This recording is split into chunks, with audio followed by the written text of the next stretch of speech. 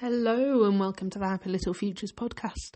As always, let's begin with a nice deep breath in and out. Fantastic. So, Happy New Year, first and foremost.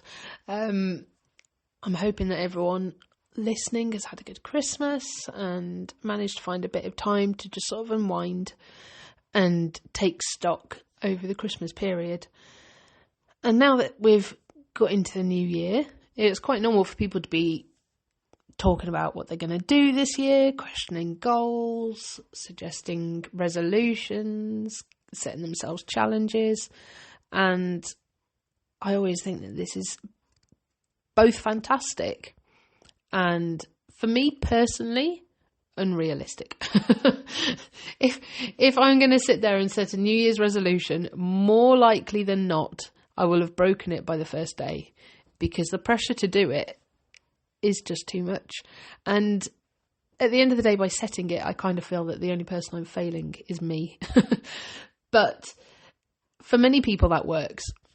However, for those of you that it doesn't work for, I thought I'd give you a few ideas of things that you could do just to help yourself, if you would like, to find a bit of focus, to give yourself a bit of a general aim, or sort of a bit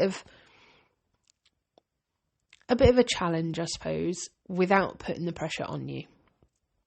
So, first of all, one of my key things for New Year's and looking at the year ahead is to sort of create a bit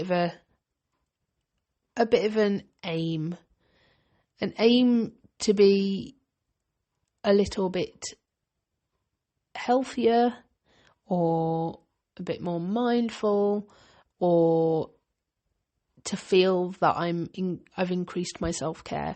But in all situations, it's not something that, like, I know when I used to work for a company, we used to have to set SMART targets and stuff like that, and it was like, here is the goal and here is the end thing, and this is how I'm going to measure it. For me personally, you don't know what's coming up over the next year. And in some cases, it could be fantastic. In other cases, it could be very difficult, very challenging. And so I personally feel that heading for a general feeling of, yes, you know what? I feel a little bit healthier. I feel that I am a bit more mindful of where I'm at and what I'm doing. I feel that I am increasing my self-care. I've increased my self-care, and certain parts of self-care have sort of become part of my weekly routine. That sort of feeling, I think, is quite important.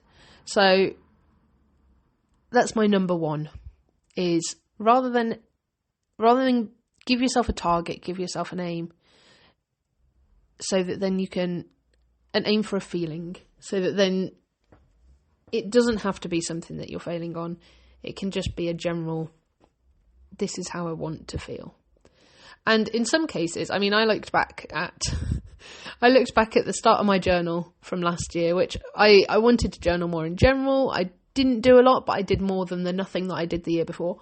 I looked back at my journal on New Year's Day, when I was sort of doing I like to do a reflection of where I'm at in general, and sort of like then list sort of the areas of my life that I want to work on or improve. And I looked back at the start of 2024 and realised that my aim for 2024 had been to be healthier, which was the aim that I'd just written down for 2025. And I looked at it and I laughed, because I thought it was to be more mindful, which was actually the year before. And the nice thing about having these aims rather than particular resolutions is that, for me personally, and it is very personal in all these situations, for me personally, it sort of becomes a general part of life that actually, over last year, I became even more increasingly mindful of where I'm at, of what what I'm feeling and how I can then support myself through that. And I think that was because I sort of increased it slowly and in general over the year before. So last year's aim was to be healthier. And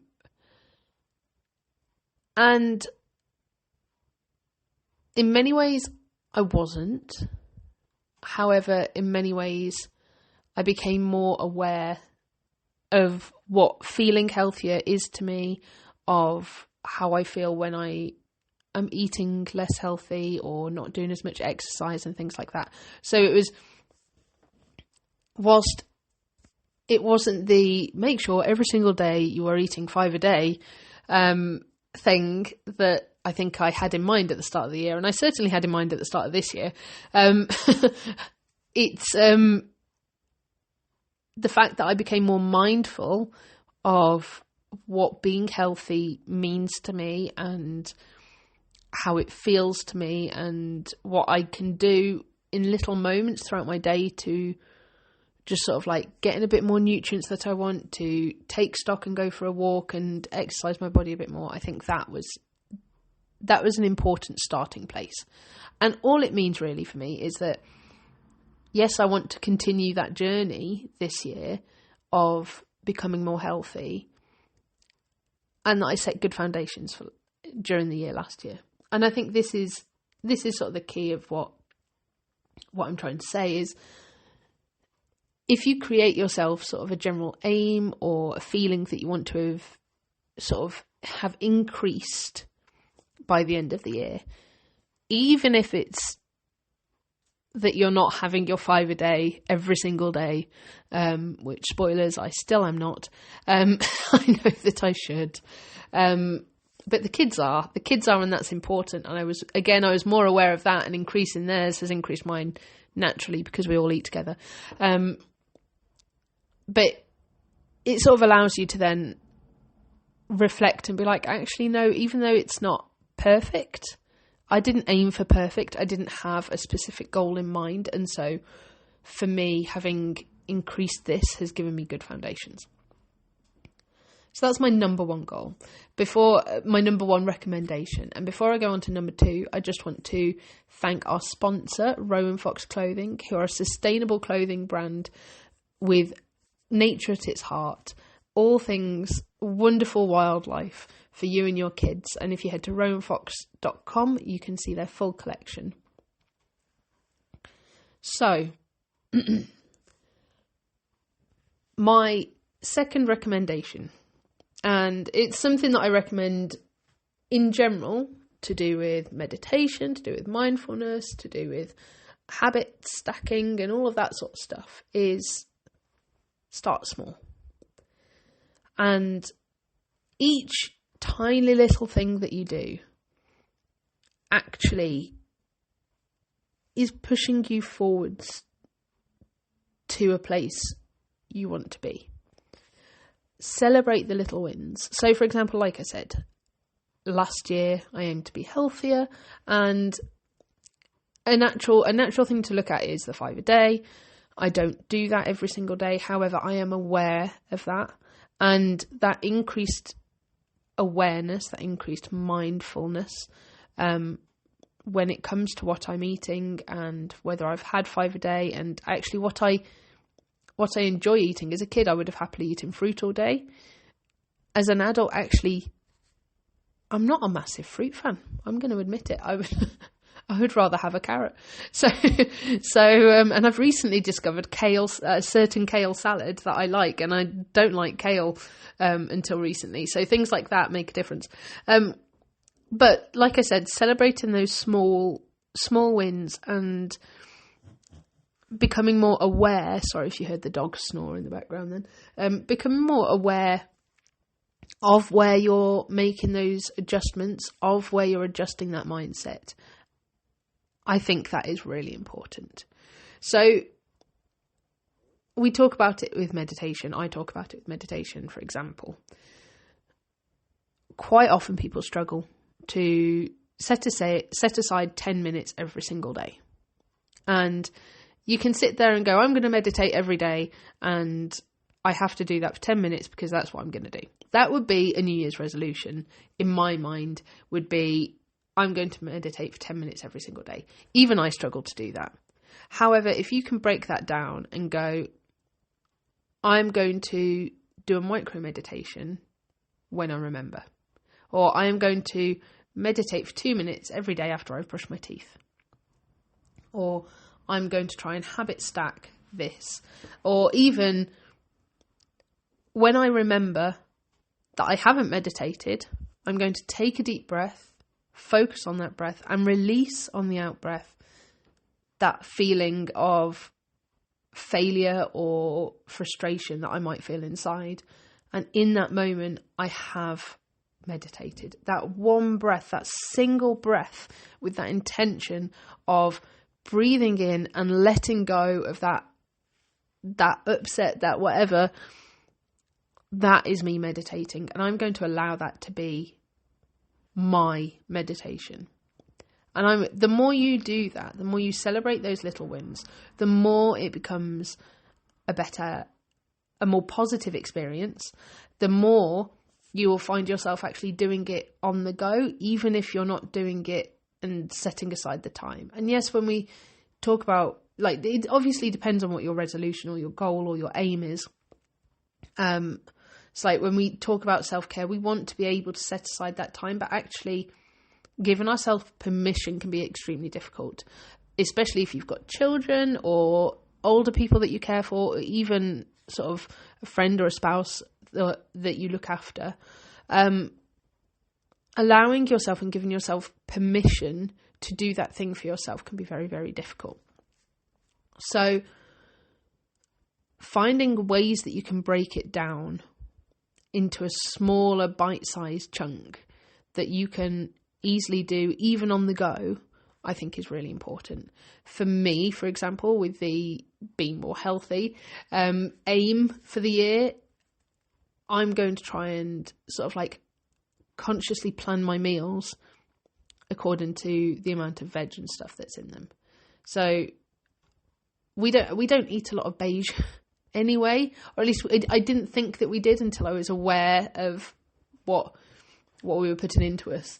And when I do say beige, I mean, like, for us, the kids wouldn't even eat chicken nuggets last year. It was just pizza that they would have. That was the oven meals that they would have. We've managed to increase that over the year, which is quite nice. But it's it does mean that it's a little bit more easy to reach for the freezer. But for me, sort of consciously going, well, even if we are having pizza, I'm going to have a bit of salad with it. I'm going to have a carrot with it.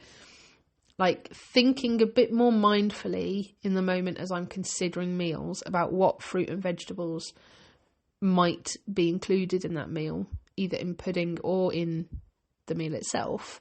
For me, that is a little win. That is a plan to be a little bit more healthy. That is a plan to add a little bit more into my day that slowly builds up. And actually, then over the year, it's become that meals have naturally come through, and I've naturally gone, oh, well, I'll do this meal today, because it's become part of the normal week-to-week repertoire of food that we have. So starting small and bite-size and maybe things that you can do on the go, I think is really important. Like, another thing for me that I want to do as part of being more healthy is exercise a little bit more. And I know, because we all know, because we've all heard it 1,000 times, that you need to get your body pumping and your heart rate up sort of like a few times a day or for a certain amount of minutes a day or whatever. I'm not 100% sure anymore what the actual amount of minutes and stuff is.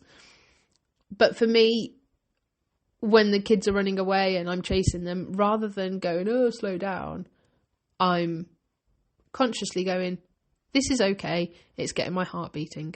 That's a good thing. That's what I need to do, sort of thing.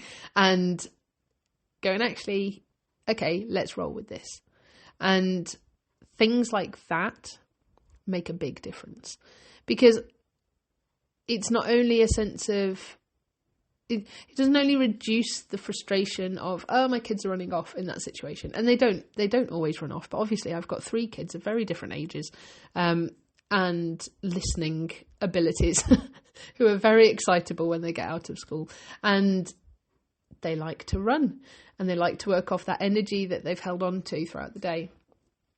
And it can get frustrating when I'm going, but joining in and making it right, okay, we'll all do it together. It makes it a bit more fun for them, and it makes it more of an achievement for me if I am raising my heart rate in the process.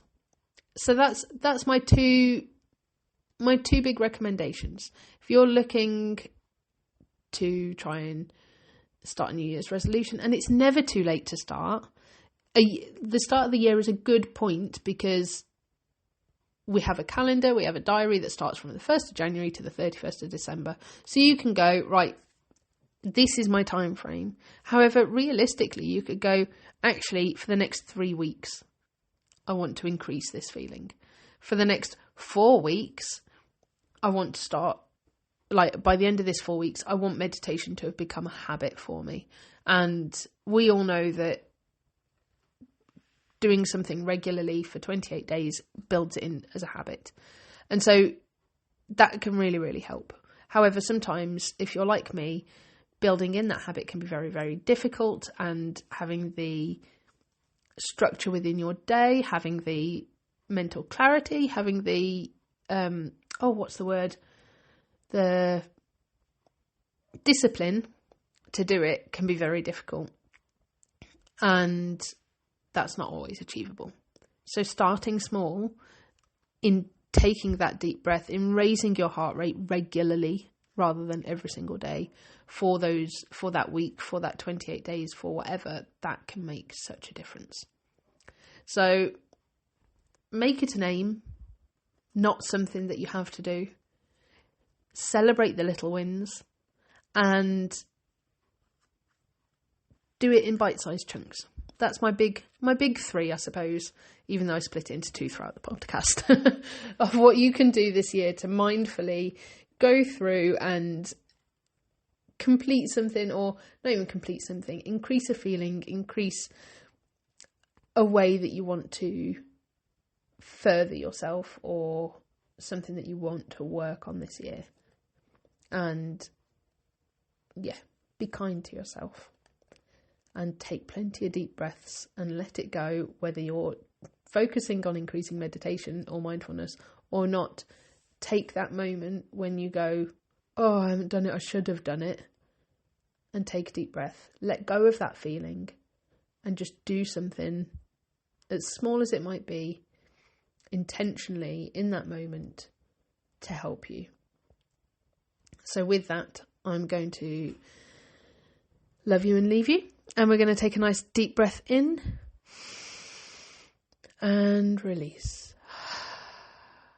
Fantastic. And I will speak to you soon.